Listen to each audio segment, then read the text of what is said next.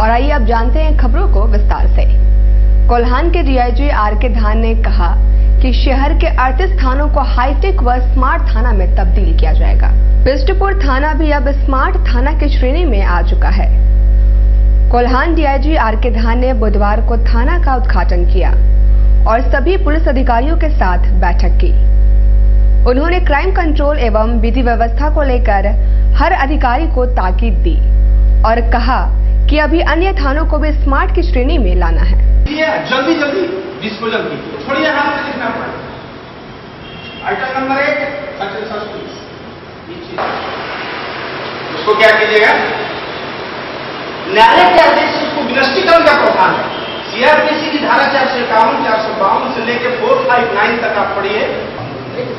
थाने के इस थाने में प्रेमिसेस में आयोजित किया गया था, जिसमें मुख्य रूप से प्रत्येक थाना यानी 38 थाने के मालखाना के नोडल अफसर प्लस यहाँ जो 7 थाने अभी स्मार्ट पीएस के रूप में चिन्हित किए गए हैं, उनके थाना प्रभारी को मालखाना के संबंध में मालखाना का रख रखाव, प्रस्तुतिकरण, इनका प्रदूषण का डिस्पोजल किस प्रकार से विधिवत कानूनी रूप से कैसे किया जाएगा, कैसे कोर्ट में प्रस्तुत किया जाएगा, कैसे जो विनष्टीकरण है या जिसकी नीलामी है कैसे किया जाएगा, उसका एक वर्कशॉप कराया गया, जिसमें हमारे 2 पूर्व पुलिस पदाधिकारी को यहाँ पर बतौर अतिथि गेस्ट के रूप में लाया गया था, जो उन्होंने अनुभव से अपनी विधिवत इसकी बात डिस्पोजल और इसकी कार्य प्रणाली के संबंध में अफसरों को बताया है।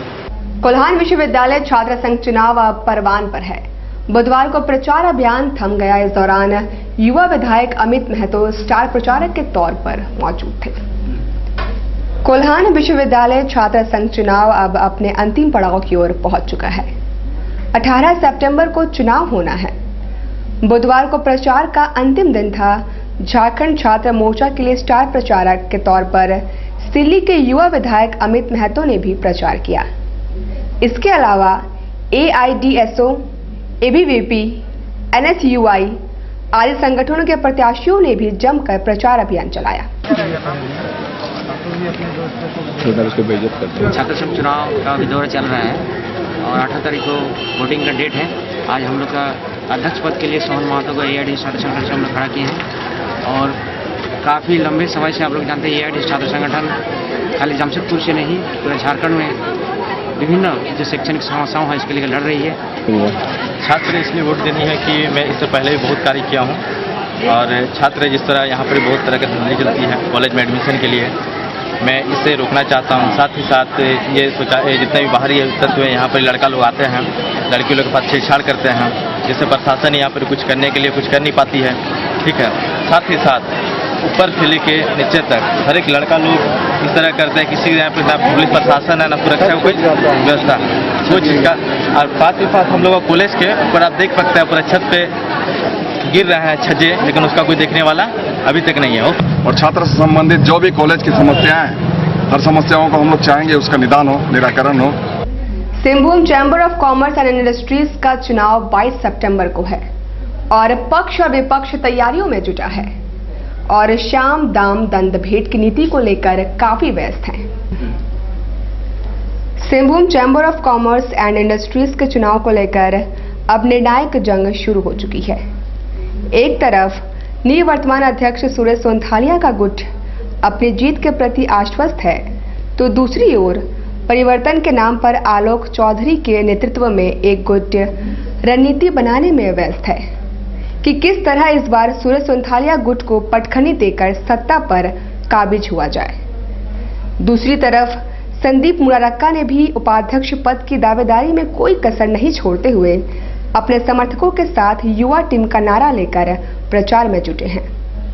उनका कहना है कि वे किसी खेमे में नहीं हैं, वे काम पर विश्वास रखते हैं और मतदाता काम को आधार मानकर ही वोट देंगे। तब हम लोग टक्कर तो हमारे सामने परिवर्तन बोल के एक नई टीम आ रही है, जो पिछले इलेक्शन भी प्रभाकर सिंह ने मेरे साथ चुनाव लड़ा था, जो वो हार गए थे, फिर हम लोग अभी चुनाव लड़ रहे हैं। हमको लगता है आंधी चल रहा है, हमको तैयारी क्या करना।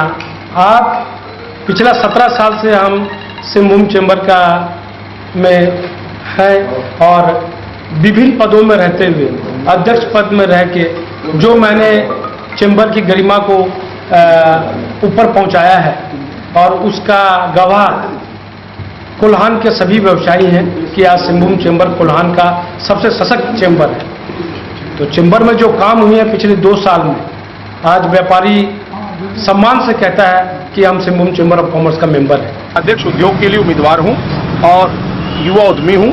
निश्चित तौर पे मैं यदि आता हूं तो युवाओं की काफी समस्याओं को हल करने की कोशिश करूंगा। आज की तारीख में हर उद्यमी की कोई ना कोई समस्या किसी न किसी सरकारी विभाग में लंबित है। मेरा प्रयास होगा उन समस्याओं को एकत्रित करके संबंधित विभाग में पहुंचाना और उनका निदान करना। भरपूर प्यार और समर्थन लोगों का हमें मिल रहा है। टीम एक साथ परिवर्तन के लिए नॉमिनेशन फाइल करेंगे। कैसा समर्थन मिल रहा है लोगों का? समर्थन तो बहुत बढ़िया समर्थन है। समर्थन ऐसा है जैसे कि दिल्ली के चुनाव में अरविंद केजरीवाल ने दिखाया था।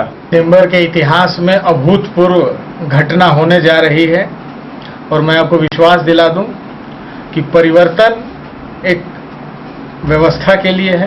भाव से चेंबर के सदस्यों की सेवा की है। और जब मैं पिछले बार श्री उमेश काउटिया जब अध्यक्ष थे, उस समय मैं vice president trade and commerce था, और उस समय 7EC एक्ट का काला, जिसको हम काला कानून कहते हैं, उसका बहुत जोर से हम लोगों ने विरोध किया था।